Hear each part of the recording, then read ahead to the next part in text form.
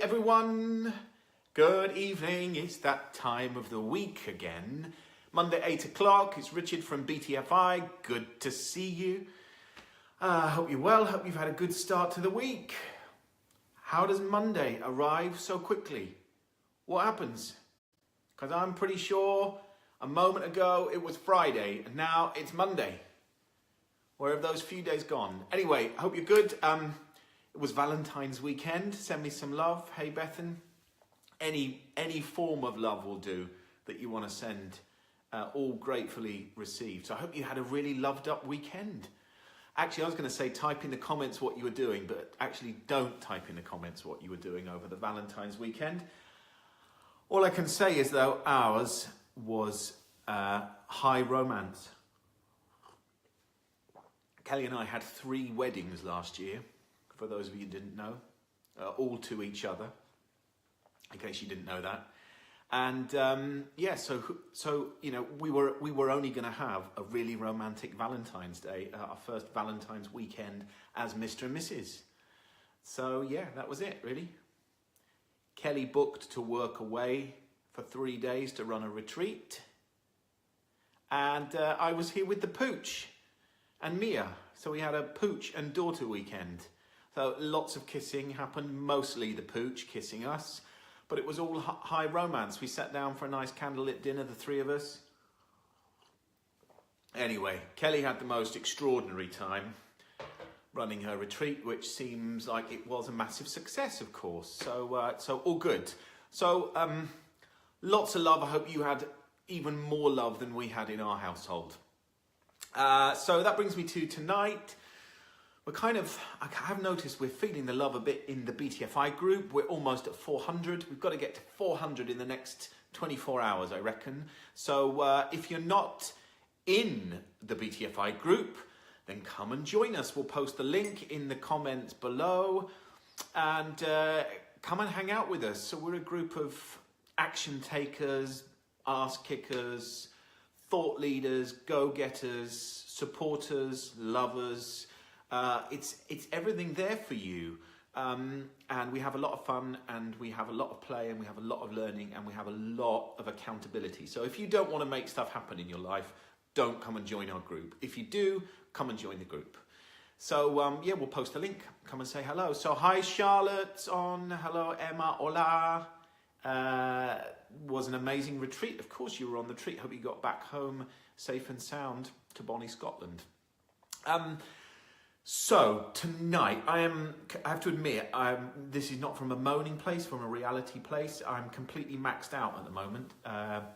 Loads of corporate stuff, loads of speaking gigs, tons of workshops I've got from tomorrow. I have 11 2-hour coaching sessions with an exec team. So I feel really just edging on that kind of overwhelmed place, you know, that kind of bit where you go, it's lots, it's all great stuff, and it feels like it's quite a lot.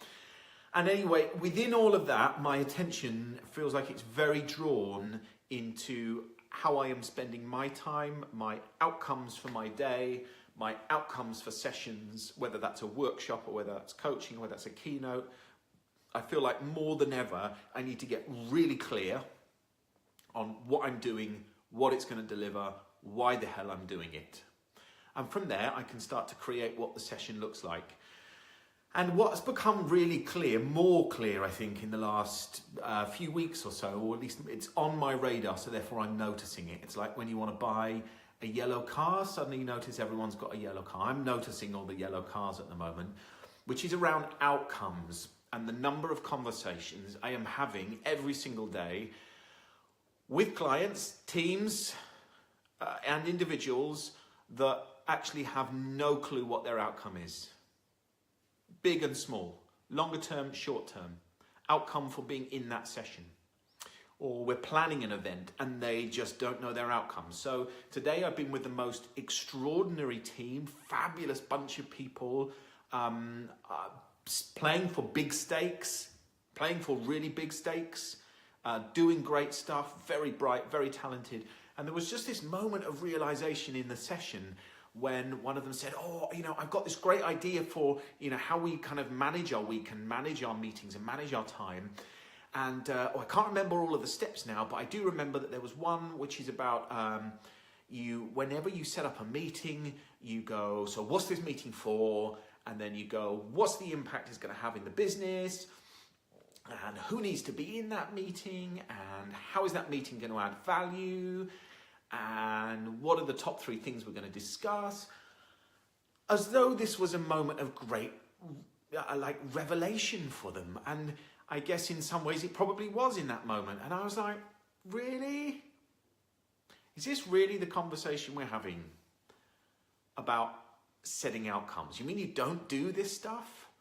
And I think I'm just really baffled by it. I'm really amazed that actually, even if you run a really shit business and you don't have any customers, let alone the ones that have, multi-million pound clients, that some of that basic rigor around outcomes is not in place. So tonight we're going to talk a bit about outcomes. I'm going to keep it quite a short one tonight. It's a bit more awareness raising than teaching today. So whenever I'm asked to speak at a conference or put together a coaching program or go in and run a team event, I'll always do an assessment first. There's always a bit of, kind of where are you, understand the context that it currently is in.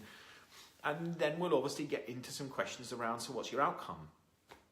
I had this very conversation last week with a client for a conference that I'm running for 3 days, 250, massive business.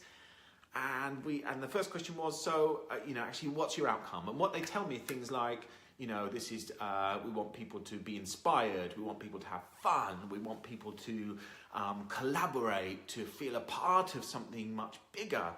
And you go, okay, that's great. And they're actually all objectives, not really outcomes. So they're objectives. So actually, when you've got all of those things, how will you know you've got it? How will your business be a better place as a result of it? Because creating the 2 or 3 days is easy. The piece we've got to focus on is once the 2 or 3 days are over, how will your business be a better place as a result of those objectives? And you know what they say? Pretty much 9 times out of 10, that is a great question. Really?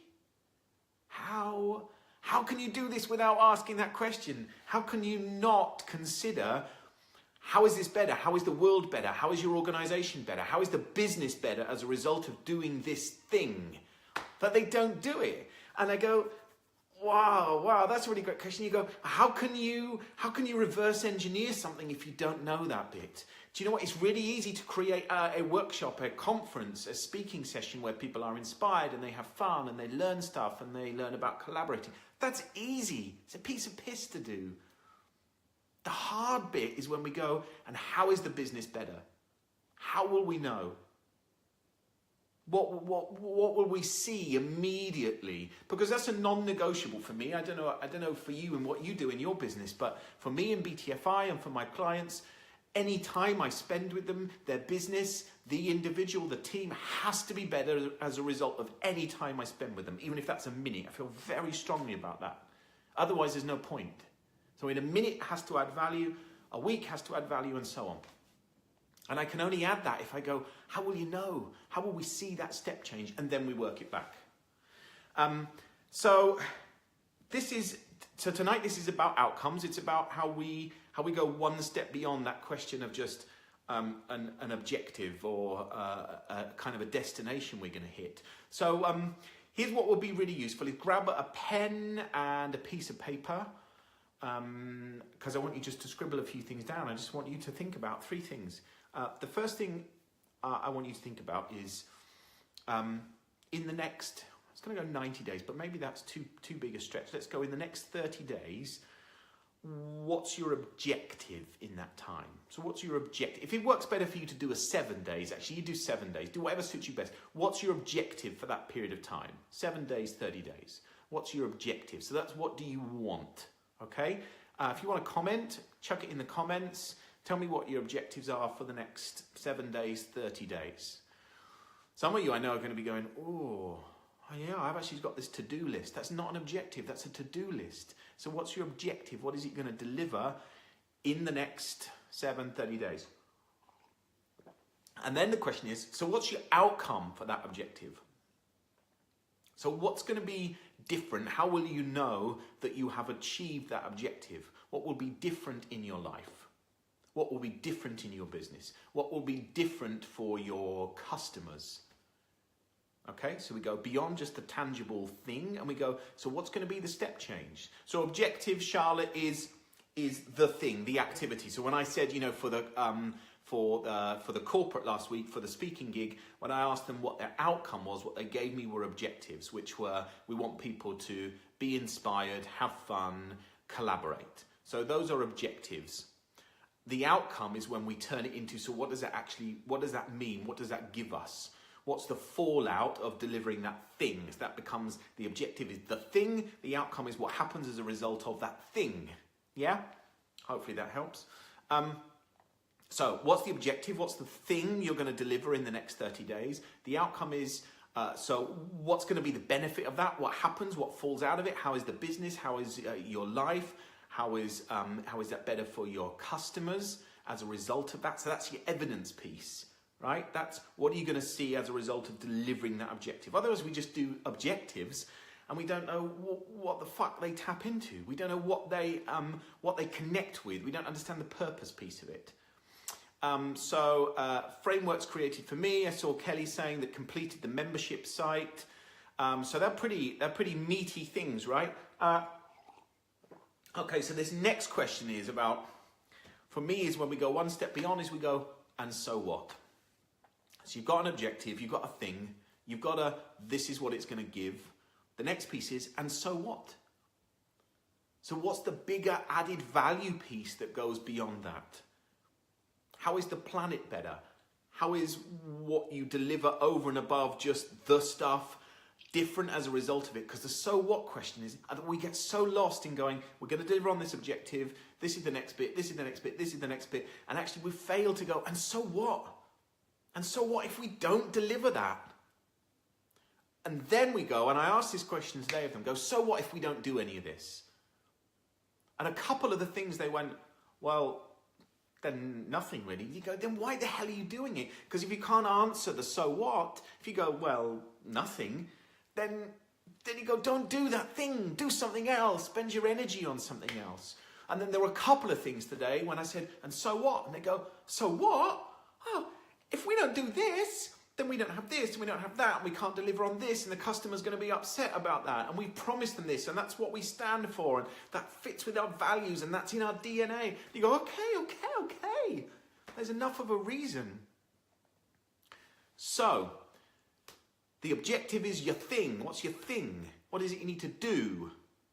The outcome is, so what happens as a result of that? What does that deliver? And then the so what piece is the why. Why? What's bigger than that? What's the ripple that falls out from that? And only once you've got those three pieces can you begin to reverse engineer. You're going to know whether it's in alignment. So remember, back to Performance Map. Go back to the old Facebook Live on Performance Map if you haven't seen that one already. This is about alignment. That's about the on purpose. Even last week's Facebook about being on purpose. So this is where we get the alignment piece. We're ensuring that our so what fits with our purpose. Then we've got our outcome, then we've got our objective, and then we can start to work the steps back to go, what has to be true day by day, week by week, in order to deliver on it. So that's true for your 30 days. Kelly does rigor and structure, so she's going to have her 30-day plan. But for some of you in here that don't do as much structure as Kelly does, work it back. Week by week. Some of you will be day by day to go, what do I need to be delivering on every day so that I hit that place in 30 days? So, lots of comments. Joe, my outcome is I will add better value for my... Oh, it's this...